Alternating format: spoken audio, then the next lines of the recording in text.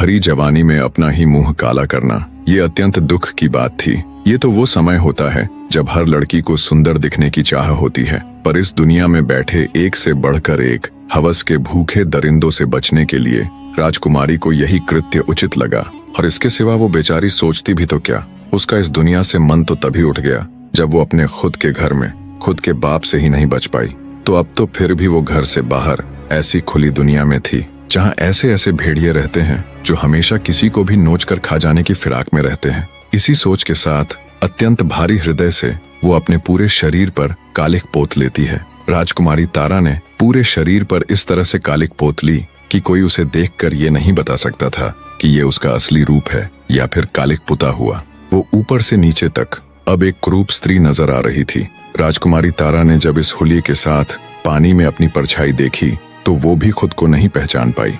अब जब राजकुमारी को पूरी तरह ये यकीन हो गया कि उसे कोई नहीं पहचान पाएगा, अब उसे किसी से कोई खतरा नहीं है, तो वो अपनी ससुराल जाने का निश्चय करती है। राजकुमारी ने सोचा, कहीं और भटकने से बेहतर तो यही है कि प्रतापगढ़ ही जाया जाए। कम से कम वहां अपने पति को तो रोज देख लिया करेगी। अब उनके सिवा इस दुनिया में उसका है ही कौन। हाँ, ये अच्छा विचार है। इससे मैं उनके पास भी रह लूंगी और अपने परिवार की सेवा भी कर लूंगी और किसी को कुछ पता भी नहीं चलेगा कि मैं कौन हूँ, और ना ही मुझे किसी को यह घिनौना सच बताने की जरूरत पड़ेगी। इन्हीं विचारों के साथ राजकुमारी तेजी से अपनी ससुराल यानी प्रतापगढ़ की ओर बढ़ रही थी। तभी उसे रास्ते में एक गाड़ीवान दिखाई दिया। राजकुमारी तारावती कुछ धन के बदले उसकी गाड़ी में बैठ गई। शाम होते होते राजकुमारी तारावती प्रतापगढ़ पहुंच जाती है। जब वो महल के मुख्य द्वार पर जाती है तो पहरेदार उसे रोक लेते हैं। काली कलूटी बदसूरत स्त्री को देख बोहें चढ़ाते हुए पहरेदार बोले, कौन हो तुम और अंदर कहाँ चली जा रही हो?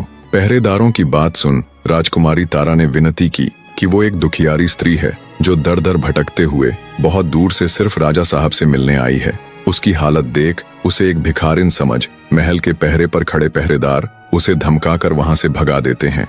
राजकुमारी तारा का दिल दहाड़े मार मार कर रो रहा था। कितनी ही मुश्किल से, कितनी ही उम्मीदों के साथ वो यहाँ आई थी। राजकुमारी तारा इतनी दुखी थी कि वो किसी कुएं में कूदकर अपने प्राण त्यागने की सोच रही थी। फिर उसने सोचा, बिना अपनी आखिरी कोशिश किए ऐसे तो अपने प्राण नहीं त्यागेगी। वो प्रतापगढ़ की एक सराय में रुक गई। उसने निश्चय किया कि कल सुबह फिर से अपने ससुर यानी राजा महाराज से मिलने की कोशिश करेगी। जैसे ही सुबह होती है राजकुमारी तारा फिर से राजा महाराज से मिलने का प्रयत्न करती है, पर कल शाम की ही तरह पहरेदार उसे वहां से भगा देते हैं। अंततः राजकुमारी ने निर्णय किया कि वो महल के बाहर ही राजा की प्रतीक्षा करेगी। महलों में राज करने वाली राजकुमारी किसी भिखारिन की तरह सुबह से लेकर शाम तक राजमहल के मुख्य द्वार पर राजा के इंतजार में बैठी रहती कि कब राजा बाहर आए और कब वो उससे अपने मन की बात कहे। इसी तरह बेचारी राजकुमारी के 3 दिन गुजर जाते हैं। वो सुबह आकर राजमहल के द्वार पर बैठती, पूरा दिन राजा की एक झलक का इंतजार करती और शाम को थक हार कर उदास मन से वापस सराय लौट जाती। पर उसने हिम्मत नहीं हारी। आज उसका चौथा दिन था जब वो बेचारी उदास मन से राजमहल के द्वार पर बैठी हुई थी। तभी राजमहल का मुख्य द्वार खुलता है और घोड़े पर सवार राजा धर्मपाल राजमहल के बाहर आते हैं। राजा को देखते ही फुर्ती के साथ राजकुमारी तारा उनके घोड़े के आगे खड़ी हो जाती है और कहती है, हे राजा महाराज, बहुत दिनों से मैं आपका इंतजार कर रही हूँ। मुझे आपसे कुछ बात करनी है। एकदम से घोड़े के सामने आई युवती को देख राजा थोड़े से असहज हो जाते हैं और कहते हैं कि कौन हो तुम? राजकुमारी तारा कुछ कहती, इससे पहले ही द्वार पर खड़े पहरेदार बोले, महाराज, ये कोई पागल लड़की है जो पिछले कुछ दिनों से आपसे मिलने की जिद कर रही है। हमने इसको बहुत बार भगाया भी, लेकिन फिर भी ये हर रोज यहाँ आ जाती है। तभी राजकुमारी तारा बोली, माफ करे महाराज, मैं कोई पागल नहीं हूँ। मैं तो एक दुखियारी स्त्री हूँ जो बड़ी उम्मीद लेकर आपसे मिलने आई हूँ। राजकुमारी की बात सुन राजा बोला, सुनो लड़की, अभी तो मैं किसी जरूरी कार्य से बाहर जा रहा हूँ। तुम कल इसी समय राजदरबार में आ जाना। कल तुम्हें अंदर आने से कोई नहीं रोकेगा। इतना कह राजा धर्मपाल वहां से चले जाते हैं। राजा से आश्वासन मिलने पर राजकुमारी वापस सराय चली जाती है। अगले दिन राजा के कहे अनुसार जब राजकुमारी तारा उनसे मिलने के लिए आती है तो पहरेदार बिना किसी रोक टोक के उसे अंदर जाने देते हैं। महल के अंदर आते ही राजकुमारी तारा की नजरें हर जगह राजकुमार अभिमन्यु को ढूंढ रही थीं, पर वो उसे कहीं भी दिखाई नहीं देता। राजकुमारी राजसभा में चली जाती है। जब वो राजसभा में आती है तो एक काली कलूटी बदसूरत सी महिला को देख राज्यसभा के सभी सदस्य बड़ी अजीब नजरों से उसे घूर रहे थे। राजकुमारी तारा राजा धर्मपाल के समक्ष जा उन्हें हाथ जोड़कर प्रणाम करती है। तारा को देख राजा धर्मपाल बोले, अरे तुम तो वही लड़की हो ना जो कल महल के द्वार पर मेरे घोड़े के सामने खड़ी हो गई थी। कहो तुम मुझसे किस लिए मिलना चाहती थी? राजा की बात सुन राजकुमारी तारा बोली, महाराज मेरा नाम चंदा है। मैं पास के ही राज्य से बड़ी उम्मीद लेकर आपके पास आई हूँ। आपके बारे में बहुत सुना था कि आप बड़े नेक और दयालु हैं। महाराज मेरे परिवार में कोई नहीं है, एक माँ थी, वो भी मुझे छोड़कर चली गई। अब मेरा कोई नहीं है, आप मुझे कोई भी काम देकर नौकरी पर रख लीजिए।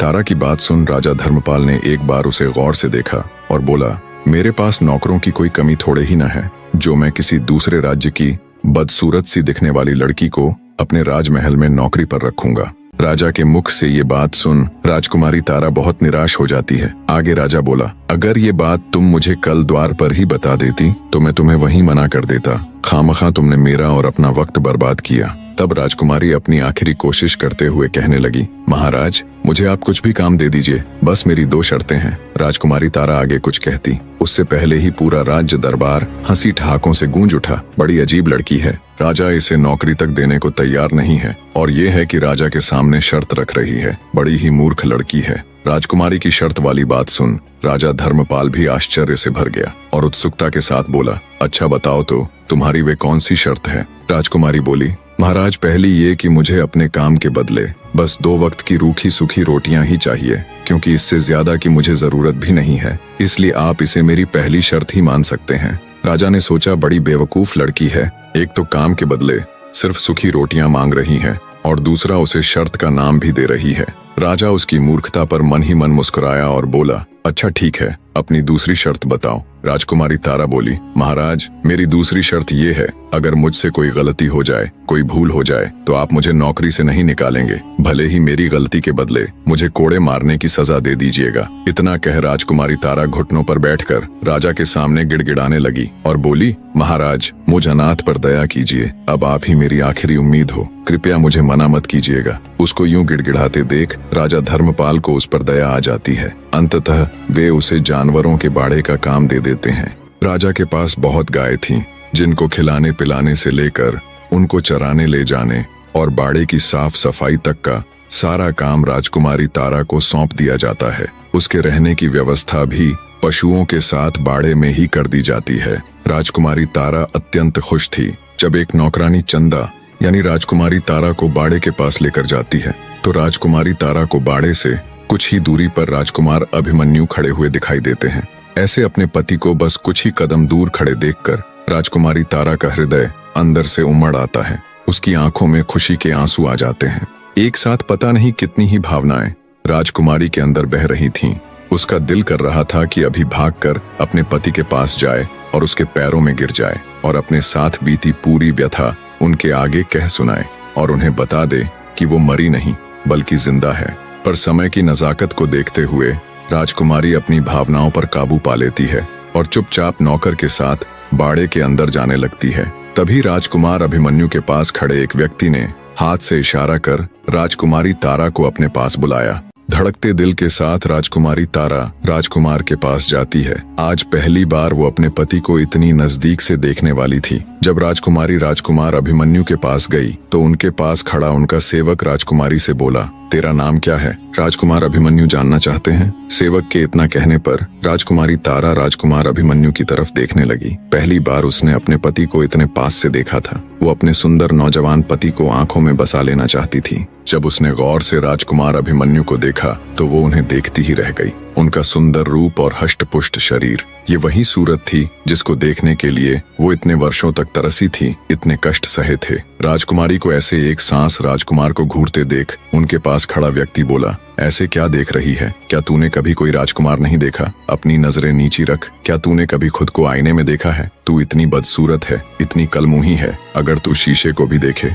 तो वो भी टूट जाएगा। इतना कह वो आदमी घिनौनी हंसी हंसने लगा। राजकुमारी तारा बेचारी शर्म से पानी पानी हो गई। तभी राजकुमार अभिमन्यु पास खड़े व्यक्ति की हरकत पर क्रोधित होते हुए बोले, अगर वो क्रूप है, काली है, बद्दी है तो इसमें इस बेचारी का क्या दोष है? अरे मूर्ख आदमी, ये तो उस ऊपर वाले की बनाई रचना है। वो किसी को कैसा तो किसी को कैसा बनाता है। किसी के शक्ल सूरत का उपहास करना मतलब उस ऊपर वाले की तौहीन करना है। राजकुमार अभिमन्यु की बात सुन पास खड़े व्यक्ति का अपना सा मुंह हो जाता है। वहीं पास खड़ी राजकुमारी ने जब राजकुमार के शब्दों को सुना तो उसके दिल में राजकुमार की इज्जत कई गुना बढ़ गई। उसे फक्र हो रहा था कि वो इतनी अच्छी सोच, इतने सुंदर विचारों वाले पुरुष की जीवन संगिनी है। राजकुमारी तारा शर्माते हुए राजकुमार की तरफ देखते हुए बोली, जी मेरा नाम चंदा है। राजकुमार बोला, ठीक है चंदा, अब तुम जाओ। राजकुमारी बाड़े में आकर अपने काम में मशगूल हो गई। ऐसे ही दिन बीतने लगे। राजकुमारी की अच्छी देखरेख की वजह से गायों के दूध में भी वृद्धि होने लगी।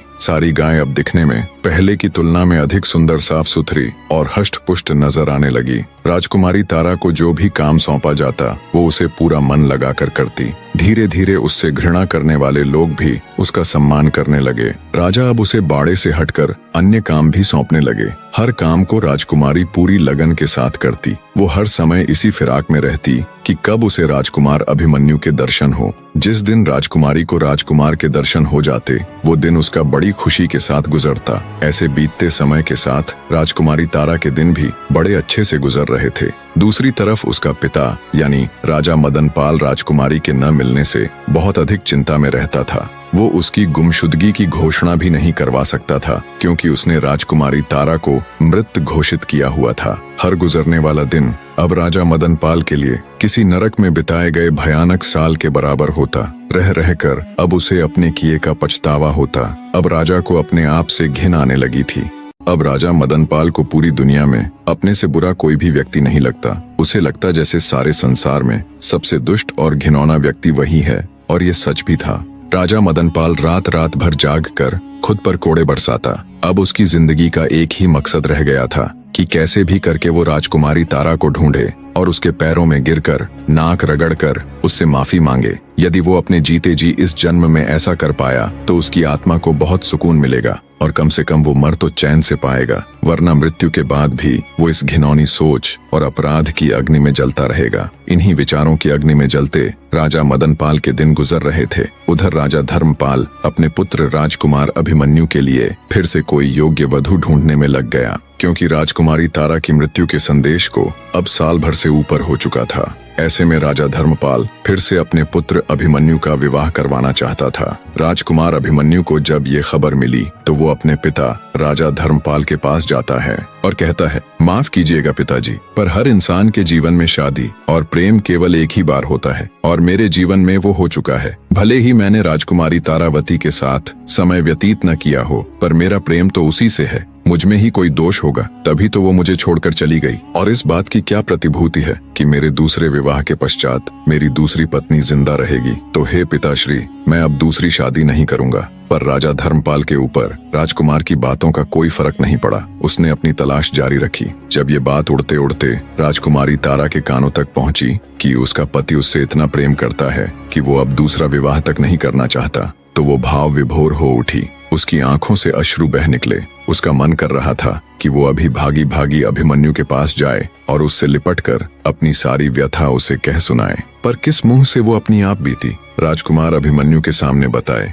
किस मुंह से उसे ये कहे कि उसका पिता कितना नीच और घिनौना व्यक्ति है? ये विचार उसके मन में आते ही राजकुमारी के कदम आगे बढ़ ही नहीं पाते। वो बेचारी चुपचाप एक कोने में बैठकर बहते नेत्रों के साथ अपने भाग्य को कोसने लग जाती है। दिन बीतते गए। आखिरकार राजा धर्मपाल को राजकुमार के विवाह हेतु एक कन्या पसंद आ ही जाती है। राजकुमार अभिमन्यु को जब पता चला तो उसने बहुत मना किया, पर राजा धर्मपाल ने उसकी एक भी न सुनी और उसका विवाह पक्का कर दिया। जब ये खबर राजकुमारी तारा तक पहुंची तो उसके चेहरे पर बेबसी और क्रोध के मिश्रित भाव थे।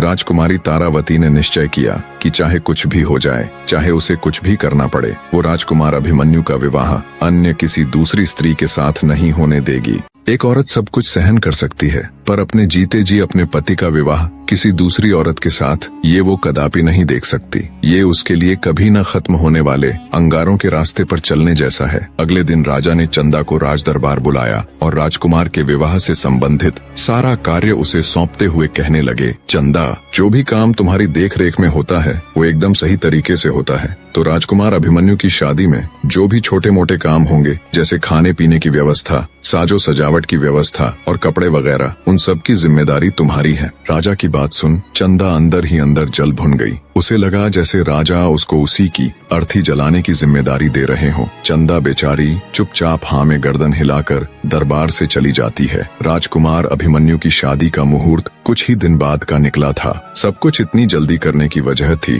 राजा धर्मपाल का डर। उसे डर था कि शादी से नाखुश राजकुमार कोई बखेड़ा खड़ा न कर दे, इसलिए वो जल्द से जल्द उसका विवाह संपन्न करवाना चाहता था। दिन बीतते जा रहे थे। हर बीतते दिन को राजकुमारी तारा रो रो कर काट रही थी। उसे कुछ भी समझ नहीं आ रहा था कि वो ऐसा क्या करे जिससे राजकुमार अभिमन्यु की शादी टल जाए। दूसरी तरफ महल में शादी की तैयारियां जोरों पर थीं। अब शादी में सिर्फ 2 दिन ही शेष रह गए थे। राजकुमार की शादी थी तो राजा ने बहुत बड़े भोज का आयोजन भी किया हुआ था। आसपास के सभी गांवों से लेकर पास लगते राज्यों तक को भोज का निमंत्रण दिया हुआ था। पुराने समय में जब बड़े पैमाने पर भोज का आयोजन किया जाता तो भोजन के लिए मिट्टी के बर्तन उपयोग में लाए जाते थे। तो शादी भोज के लिए कुम्हार जब मिट्टी के बर्तनों को लेकर राजमहल आया तो उसने चंदा से पूछा, इन बर्तनों को कहाँ उतारना है? गुस्साई चंदा बोली, इन्हें बाहर ले जाकर पटक दो। चंदा की बात सुन कुम्हार असमंजस में पड़ गया। अब चूंकि राजा ने चंदा को ही देख रेख का कार्यभार सौंपा हुआ था तो वो उसके कहे को टाल न सका और उसने बाहर जाकर सभी बर्तनों को नीचे पटक दिया।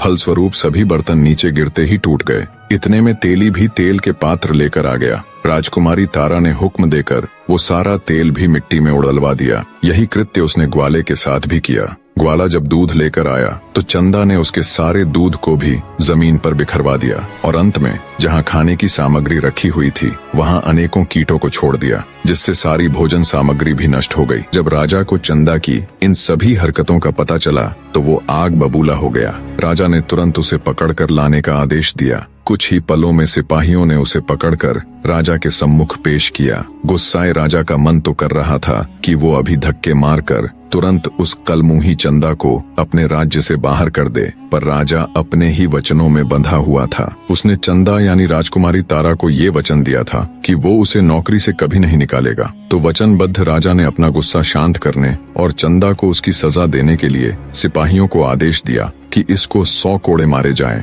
कोड़े भी ऐसे कि हर कोड़े के साथ इसकी खाल उधड़ जाए। इसको पता तो चलना चाहिए कि इसने क्या जरूरत की है। राजा के आदेश पर राजकुमारी तारा को 100 कोड़े लगाए गए। कोड़े लगने से घायल बेचारी चंदा खून के आंसू रो रही थी। मारे दर्द के वो बिलबिला रही थी। कोड़े मारने की सजा पूरी होने पर सिपाही उसको उसकी झोपड़ी में छोड़ जाते हैं। वहाँ उसे उसी हालत में पड़े पड़े 1 दिन और निकल जाता है। किसी ने भी राजकुमारी तारा की कोई सुध नहीं ली। एक तो कोड़ों की मार, ऊपर से राजकुमार की शादी का दुख, मानो दुनिया जहान के सारे दुख बेचारी राजकुमारी को एक साथ मिल गए हों। उसे सबसे ज्यादा दुख तो इस बात का था कि कल ही राजकुमार अभिमन्यु की शादी है। राजकुमार की शादी को टालने की उसकी हर योजना असफल हो चुकी थी। दुखी बैठी राजकुमारी तारा के मन में फिर से एक विचार आया, जिससे उसकी आंखें एक बार फिर चमक उठी। अचानक वो अपने सारे दुख दर्द भूल एक नई ऊर्जा के साथ उठ खड़ी होती है और अपने दर्द को भूल हिम्मत करके राजा की घुड़साल में जाती है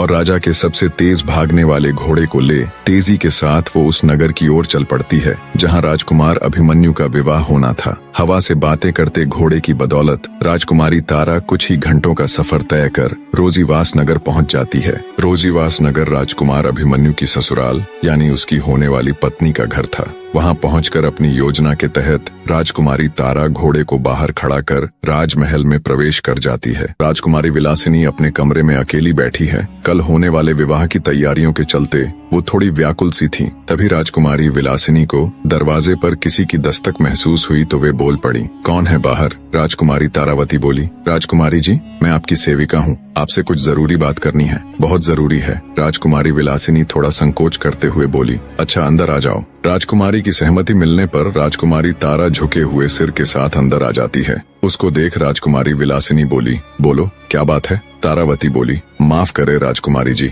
मैं अच्छे से जानती हूँ कि कल आप राजकुमार अभिमन्यु से विवाह करने जा रही हैं, पर आपको यह विवाह नहीं करना चाहिए। तारावती की बात सुन राजकुमारी विलासिनी चौंक जाती है और कहती है, क्या कह रही हो तुम, और तुम हो कौन? मैंने तो तुम्हें इससे पहले कभी राजमहल में नहीं देखा। तब तारावती धीरे से राजकुमारी के पास आई और बोली, राजकुमारी जी, मैं आपको सब कुछ बता दूंगी। बस आप थोड़ा धीरज रखकर मेरी पूरी बात सुन लीजिएगा एक बार। मैं चाहती थी कि शादी से पहले आपको ये सच्चाई जरूर पता होनी चाहिए। तारावती की बात सुन राजकुमारी विलासिनी के सब्र का बांध टूट जाता है। वो सख्ती से बोली, ये पहेलियां बुझाना बंद करो और साफ साफ कहो जो तुम कहना चाहती हो। तब राजकुमारी तारावती बोली, राजकुमारी जी, राजकुमार अभिमन्यु यानी आपके होने वाले पति की पहली पत्नी अभी मरी नहीं है। ये सुन राजकुमारी विलासिनी स्तब्ध हो उठ खड़ी हुई और बोली, ये क्या कह रही हो तुम? सबको तो यही बताया गया कि उनकी पत्नी मर चुकी है। तारावती बोली, नहीं राजकुमारी जी, वो जिंदा है, पर कुछ मजबूरियों के चलते उसने अपनी हकीकत को छुपा रखा है।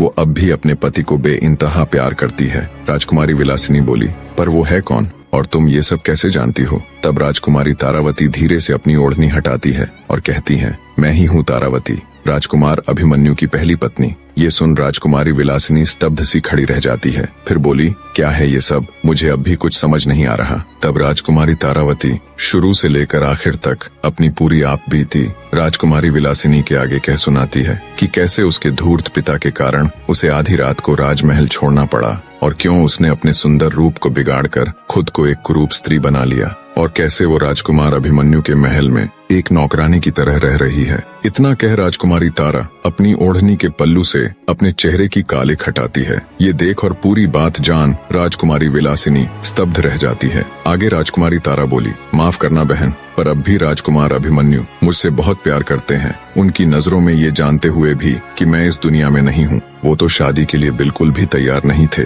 पर अपने पिता के कारण मजबूरी में वो ये सब कर रहे हैं। राजकुमारी तारा की पूरी बात सुन राजकुमारी विलासिनी हैरानी के साथ साथ बहुत भावुक भी हो जाती है और कहती है, तो फिर तुम ये सब राजकुमार को बता क्यों नहीं देती? कब तक अपने मुंह पर ऐसे कालिक पोते अपनी सच्चाई को छुपाती फिरोगी? आगे राजकुमारी विलासिनी तारावती से कहती है, ये सब जानने के बाद मैं तो राजकुमार अभिमन्यु से विवाह के लिए मना कर दूंगी, पर जब राजकुमार अभिमन्यु के पिता कहीं और उनकी शादी तय कर देंगे तो क्या तब भी तुम वहां जाकर उसकी होने वाली पत्नी को अपनी ये दास्तां सुनाती फिरोगी? और ऐसा कब तक करती रहोगी तुम? राजकुमारी विलासिनी की बात सुन तारावती बोली, नहीं राजकुमारी जी, ऐसा नहीं है। मैं बहुत जल्द अनुकूल समय देखकर अपनी सच्चाई राजकुमार अभिमन्यु को बता दूंगी। पर हे राजकुमारी साहिबा, तब तक मेरी आपसे एक गुजारिश है कि आप ये राज किसी को भी नहीं बताएंगी, क्योंकि मैं नहीं चाहती कि मेरी हकीकत, मेरी सच्चाई का पता राजकुमार अभिमन्यु को किसी और से चले। आखिर राजकुमारी विलासिनी भी थी तो एक औरत ही। वो राजकुमारी तारावती का दुख समझकर उसे विश्वास दिलाती है कि वो उसकी सच्चाई किसी के आगे बयान नहीं करेगी और कोई अन्य कारण देकर राजकुमार से विवाह के लिए मना कर देगी। राजकुमारी विलासिनी की बात सुन राजकुमारी तारा को बहुत सुकून मिला। वो हाथ जोड़कर राजकुमारी का शुक्रिया अदा कर खुशी खुशी उससे विदाई ले वापस प्रतापगढ़ की ओर रवाना हो जाती है। राजकुमारी तारा जल्दी से जल्दी प्रतापगढ़ पहुंचना चाहती थी। वो नहीं चाहती थी कि उसके बाहर जाने की खबर किसी को भी पता चले। राजकुमारी तारावती के जाने के बाद राजकुमारी विलासिनी अपने माँ बाप के पास जाती है। देखा तो वो दोनों बहुत खुश थे और कल होने वाले उसके विवाह की ही चर्चा कर रहे थे कि इतना अच्छा दामाद तो बड़ी किस्मत से मिलता है। उनको खुश देख राजकुमारी विलासिनी का मन थोड़ा उदास हो जाता है, पर फिर भी वो कड़ा हृदय करके उनके पास जाती है और कहती है कि वो ये विवाह नहीं करेगी। उसकी बात सुन उसके माता पिता हैरानी के साथ उससे विवाह न करने की वजह पूछते हैं। तब राजकुमारी बोली, माफ करना पिताजी, माताजी, मुझे बहुत अजीब सा लग रहा है। मेरा दिल बिल्कुल भी ये शादी करने की गवाही नहीं दे रहा।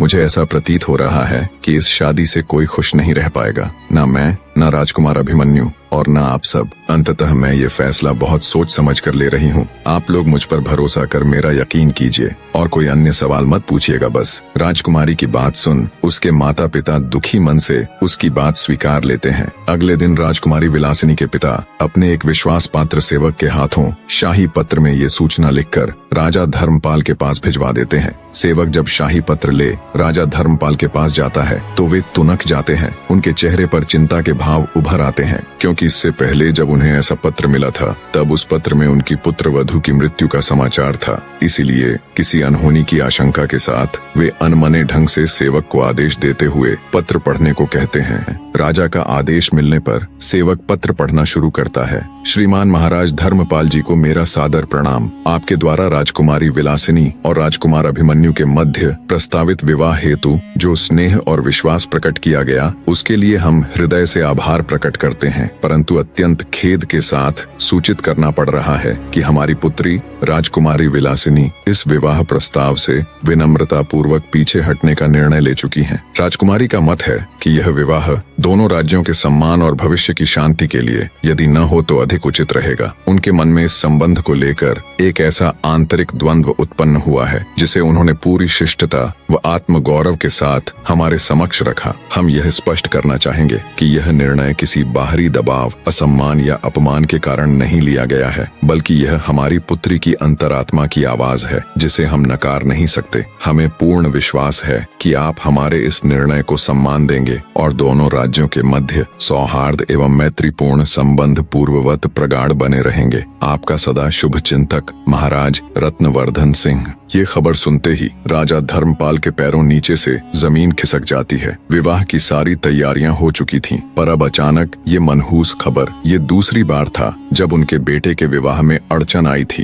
राजा धर्मपाल अपने सिर को पकड़कर गहरी चिंता में चले जाते हैं। दूसरी बार घटी इस दुखद घटना के कारण राजा धर्मपाल दुखी हृदय से ये सोच ही रहे थे कि पता नहीं उनके पुत्र के साथ ही बार बार ये सब क्यों हो रहा है। इतने में दरबार में ही मौजूद राजकुमार अभिमन्यु उठकर उनके पास आते हैं और गुस्से से कहते हैं, देख लिया पिताजी, हम तो आपको पहले ही मना कर रहे थे और कह रहे थे कि अगर हमारे भाग्य में विवाह सुख होता तो हमारी पहली पत्नी मरती ही नहीं, पर आप किसी की सुने तब ना। अब बस बहुत हुआ ये सब। अब अगर फिर से आपने मेरा विवाह करने की कोशिश की तो आप मेरा मरा मुंह देखेंगे। इतनी बात कहकर गुस्से और दुख के मिश्रित भावों के साथ राजकुमार अभिमन्यु पैर पटकते हुए दरबार से चले जाते हैं। इधर राजकुमारी तारा भी प्रतापगढ़ पहुंच जाती है और महल के पिछले दरवाजे से चुपचाप बिना किसी को कानों कान खबर लगे घोड़े को घुड़साल में ज्यों का त्यों बांधकर वापस अपने स्थान पर आ जाती है। जब उसे रोजीवास नगर से आए शाही पत्र की बात पता चली और मालूम हुआ कि राजकुमार अभिमन्यु का विवाह टूट गया है तो वो मन ही मन बहुत प्रसन्न हुई। फिर से उसके दिन खुशी खुशी कटने लग जाते हैं। समय बीतने लगता है। चंदा यानी राजकुमारी तारा का ये नियम था कि वो दोपहर के समय नित्य नियम से सभी गायों को चराने के लिए जंगल लेकर जाया करती थी और वहां एकांत में तालाब में स्नान करती और स्नान के पश्चात फिर से अपनी पूरी देह पर कालिख पोत लिया करती। पर एक दिन दैवयोग से राजकुमार अभिमन्यु जंगल की तरफ आ निकले। राजकुमारी तारा तालाब में स्नान कर रही थी। वो एकदम निश्चिंत हो अपने ही ख्यालों में खोई बड़े ही आनंद के साथ स्नान करने में मग्न थी। दूसरी तरफ राजकुमार अभिमन्यु जंगल की तरफ बढ़ रहे थे। आमतौर पर वे इस समय कभी जंगल की तरफ नहीं आते थे। वो धीरे धीरे तालाब की ही ओर बढ़ रहे थे। राजकुमारी तारा अपने निर्धारित समय में स्नान कर वस्त्र आदि पहनने के उपरांत आखिर में बचे हुए अपने हाथों के ऊपर कालिख पोत रही थी। तब तक राजकुमार अभिमन्यु घूमते घूमते जब वे तालाब के पास पहुंचे तो उनकी नजर राजकुमारी तारावती पर गई। राजकुमारी का मुख उस समय दूसरी दिशा में था। वो बड़े ही आराम से आखिर में बचे अपने हाथों पर कालिख पोतने में तल्लीन थी। राजकुमार की नजर जब उसके गोरे हाथों पर गई तो वो अचंभित हो गया। ये कैसे हो सकता है? इसके हाथ इतने गोरे कैसे हो सकते हैं? ये तो काली थी ना। क्या ये कुछ छिपा रही है? क्या इसकी हकीकत कुछ और ही है? जरूर इसके पीछे कोई तो रहस्य है। एकदम से ऐसे अनेकों सवाल राजकुमार अभिमन्यु के दिमाग में उथल पुथल मचाने लगे। तभी राजकुमार ने विचार किया कि अभी उसके पास जाए और उसी से इस सब के बारे में पूछे। पर अगले ही पल वो कुछ सोचकर रुक गया। उसने विचार किया कि वो कल फिर से इसी समय यहाँ आएगा और पूरी सच्चाई का पता लगाएगा। इसी सोच के साथ राजकुमार अभिमन्यु ने चुपचाप अपना घोड़ा वापस मोड़ लिया और जरा सा भी शोर किए बिना वहां से चला गया। रात को उसे ठीक से नींद भी नहीं आई। बार बार उसकी आंखों के सामने चंदा के हाथों की छवि उभर कर आ रही थी। आखिर एक कुरूप स्त्री के हाथ इतने सुंदर कैसे हो सकते हैं? इन्हीं विचारों की उधेड़-बुन में करवटें बदलते बदलते सुबह हो जाती है। सच्चाई का पता लगाने के लिए राजकुमार अभिमन्यु कल बीती घटना के समय से बहुत पहले ही जंगलों में चला जाता है और तालाब के पास झाड़ियों में छिप कर बैठ जाता है। दोपहर का समय हुआ तो गायों के रंभाने की आवाज उसके कानों में पड़ी। राजकुमार अभिमन्यु और अधिक सतर्क होकर बैठ जाता है। कुछ ही देर में राजकुमारी तारा गायों के साथ तालाब के निकट पहुंच जाती है। हमेशा की तरह उसने गायों को चरने के लिए छोड़ दिया और खुद तालाब के किनारे जा स्नान करने के लिए अपने वस्त्र उतारने लग जाती है। राजकुमार अभिमन्यु ये देखते ही आंखें बंद करके दूसरी तरफ देखने लग जाते हैं। पराई स्त्री को ऐसे देखना उनके लिए अक्षम्य अपराध था। जैसे ही पानी की कलकल की ध्वनि उसके कानों में पड़ी तो उसे यकीन हो गया कि चंदा अब पानी में उतर चुकी है। तो उसने आंखें खोलकर फिर से तालाब की तरफ देखा। पानी में उतरते ही चंदा यानी राजकुमारी तारा की कालिख उतर चुकी थी और उसका सुंदर चेहरा दमक रहा था। जब राजकुमार की नजर उसके चमकते हुए बेदाग चेहरे पर पड़ी तो तुरंत उसे झटका सा लगा। वही सुंदरता, वही होंठ, वही कजरारी आंखें, वही मासूमियत, वही तेज। सालों पहले देखे उस चेहरे को वो कैसे भूल सकता था। उसे बस कुछ याद था तो वो था उसकी पत्नी राजकुमारी तारावती का वो चेहरा। शायद ही कोई ऐसा दिन गया हो जब उसने राजकुमारी तारा के इस चांद से चेहरे और उसकी हर छोटी से छोटी बारीकी को याद न किया हो। राजकुमारी आनंदित हो स्नान कर रही थी और राजकुमार फटी आंखों से बस उसे देखे जा रहा था। उसकी बुद्धि ने काम करना बंद कर दिया था। उसे यकीन ही नहीं हो रहा था कि उसके सामने घटित हो रहा ये दृश्य सच है या कोई सपना। क्या सच में उसके सामने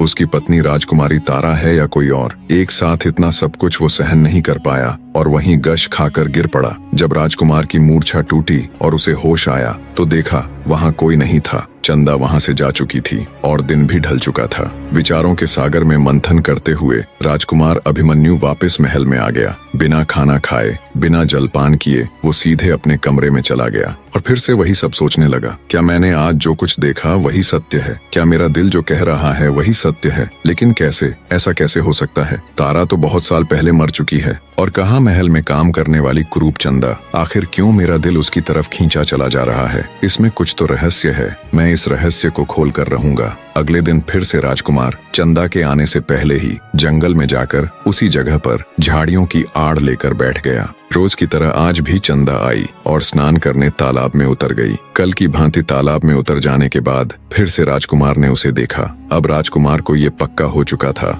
कि हो न हो यही मेरी तारा है। स्नान करने के पश्चात जब राजकुमारी तारा तालाब से बाहर आ वस्त्रादि पहनकर कालिख पोतने लगी तभी राजकुमार ने जोर से उसे आवाज दी। राजकुमारी तारावती। एकदम से ऐसे अपना नाम पुकारे जाने पर भौचक्की सी राजकुमारी पीछे मुड़कर देखती है और कहती है, कौन है? किसने आवाज दी? तभी राजकुमार अभिमन्यु झाड़ियों से निकलकर बाहर आता है और सीधा राजकुमारी तारा के पास जा उसे अपनी बाहों में भर लेता है। एक बार तो राजकुमारी तारा थोड़ा सकपकाई, पर जिस पति की वो एक झलक देखने तक को तरसती रहती थी उसे यूं अपने पास देख उसे भी पिघलने में ज्यादा वक्त नहीं लगा। दोनों एक दूसरे को कसकर बाहों में भर लेते हैं। इसी अवस्था में दोनों को पता नहीं कितना ही समय निकल जाता है। दोनों में से कोई भी कुछ बोल नहीं रहा था। बस दोनों एक दूसरे को बाहों में जकड़े खड़े थे और दोनों की आंखों से निरंतर आंसू बह रहे थे। बहुत देर बाद राजकुमार बोला, मुझे पता था ये तुम ही हो, पर अब तक तुम ऐसे क्यों रह रही थी? क्यों तुमने किसी को कुछ नहीं बताया? अनजाने में कितने ही जुल्म हुए तुम पर। जब तुम जिंदा थी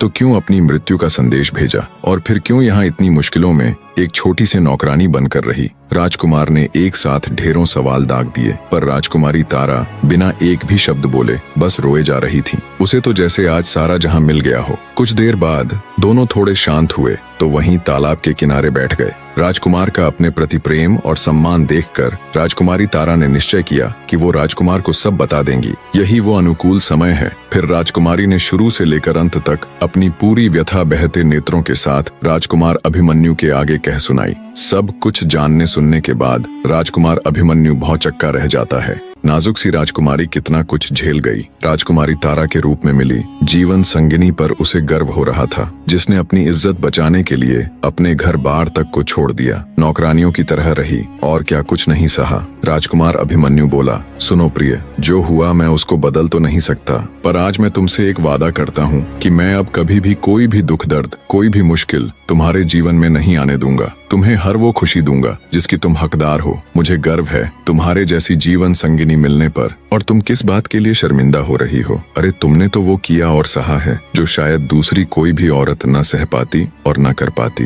राजकुमार अभिमन्यु राजकुमारी तारा को अपने साथ ले राजमहल चला जाता है। जब सबको पूरी बात की खबर लगी तो जिस किसी ने भी राजकुमारी के साथ दुर्व्यवहार किया था उन सब ने उससे माफी मांगी, जिनमें उसे महल के द्वार पर रोकने वाले पहरेदार से लेकर हर वो शख्स था था जिसने उसके कुरूप होने पर उसे ताने मारे थे, उसका मजाक उड़ाया था। अंत में राजा धर्मपाल ने भी अपनी पुत्र वधू से माफी मांगी और बोले, मुझे माफ कर देना बेटी, अनजाने में ही सही, पर मुझसे बहुत बड़ी भूल हुई। मैंने बहुत जुल्म किया है तुम पर, तुम्हारे ऊपर कोड़े तक बरसवाए। अपने सामने यूं अपने पिता ससुर को हाथ जोड़ माफी मांगता देख राजकुमारी बोली, नहीं पिताजी, इसमें आपकी कोई गलती नहीं। मैं भी आपके स्थान पर होती तो शायद अपने पुत्र के विवाह को खराब करने की कोशिश करने वाले को यही सजा देती। राजा धर्मपाल तुरंत अपने सेनापति को हुक्म देता है कि अपनी फौज को तैयार करो, हम कल ही विलासनगर के ऊपर आक्रमण करेंगे। उस दुष्ट राजा मदनपाल की ये मजाल, कोई इतना नीच कैसे हो सकता है। तब राजकुमारी तारा बोली, नहीं पिता महाराज, आपके ऐसा करने से पहले मैं खुद एक बार राजकुमार अभिमन्यु के साथ जाकर उनसे मिलना चाहती हूँ। राजा धर्मपाल न चाहते हुए भी उन्हें वहाँ जाने की आज्ञा दे देता है। जब राजकुमारी तारा अपने पति राजकुमार अभिमन्यु के साथ विलासनगर गई तो एक नौकर ने उसे बताया कि उसका पिता अपने जीवन के आखिरी दिन जी रहा है। उसके जाने के बाद पता नहीं उसे किस दुख ने घेर लिया, न वो किसी से बात करता है न कुछ बोलता है, हमेशा बहुत दुखी और खोया खोया सा रहता है। ये जानने के बाद जब राजकुमारी अपने पिता के पास गई तो राजकुमारी को देख मृत्यु के निकट उसका पिता उसके पैरों में गिरकर रोते हुए उससे माफी मांगता है और कहता है, बेटी मुझे माफ कर देना, मैं इस दुनिया का सबसे बुरा पिता हूँ। तुम्हारे जाने के बाद हर दिन मैं तिल तिल कर खुद को कोसते हुए मरा हूँ। शायद ये प्राण तुमसे माफी मांगने के लिए ही अटके हुए थे। इतना कहते ही राजा मदनपाल के प्राण पखेरु उड़ जाते हैं। नम आंखों से राजकुमारी तारा विधिवत उनका अंतिम संस्कार कर राजकुमार के साथ वापस अपनी ससुराल लौट आती है। वापस आने के बाद वो दोनों एक बार फिर से शादी कर लेते हैं और खुशी खुशी एक दूसरे के साथ अपना जीवन व्यतीत करते हैं। फिर कभी राजकुमारी तारावती के जीवन में कोई और दुख नहीं आया। निष्कर्ष, यह कहानी हमें जिंदगी के उस गहरे सत्य से रूबरू कराती है जिसे हम अक्सर भूल जाते हैं कि असली सुंदरता और शक्ति हमारे भीतर होती है, न कि हमारे बाहरी रूप में। राजकुमारी तारा की पीड़ा और उसका आत्मसम्मान ये बताता है कि जीवन की असली परीक्षा तब होती है जब हम टूटते हुए संसार में भी अपने अंदर की आत्मा की शुद्धता और अपराजेयता को कायम रख पाते हैं। हमारे कर्म और हमारी समझ ही हमें बांधते हैं या आजाद करते हैं। तारा ने हर जुल्म सहते हुए भी अपने दिल की पवित्रता नहीं खोई, यही उसकी सबसे बड़ी विजय थी। राजकुमार अभिमन्यु का प्रेम और उसकी ममता दिखाती है कि जब इंसान सच्चे दिल से देखता है तो वह बाहरी आवरण को पार कर अंदर की आत्मा को पहचानता है। यही सच्चा प्रेम है जो दुखों में भी साथ देता है, माया और दिखावे से परे। दुष्ट राजा मदनपाल की मृत्यु यह भी दर्शाती है कि अधर्म की सत्ता अस्थायी है, अंत में न्याय और सत्य का ही राज्य होता है। ये कहानी हमें सिखाती है कि सच्चाई और प्रेम की ताकत से बड़ा कोई धर्म नहीं। हर अंधेरे के बाद उजाला आता है, आशा कभी खत्म नहीं होती। दुख और कष्ट हमें उस राह पर ले जाते हैं जहां हम अपनी आत्मा को पहचानते हैं। अंततः माफी और प्रेम ही हमारे दिलों को शांति देते हैं। जैसे तारा ने अपने अस्तित्व और आत्मसम्मान के लिए लड़ा, वैसे ही हमें भी अपनी जिंदगी में हर कठिनाई में अपनी आत्मा की आवाज सुननी चाहिए जो हमें सच्चाई की ओर ले जाती है। कहानी में अंत तक जुड़े रहने के लिए एक बार फिर आप सबका तहे दिल से धन्यवाद मेरे प्रिय दर्शकों।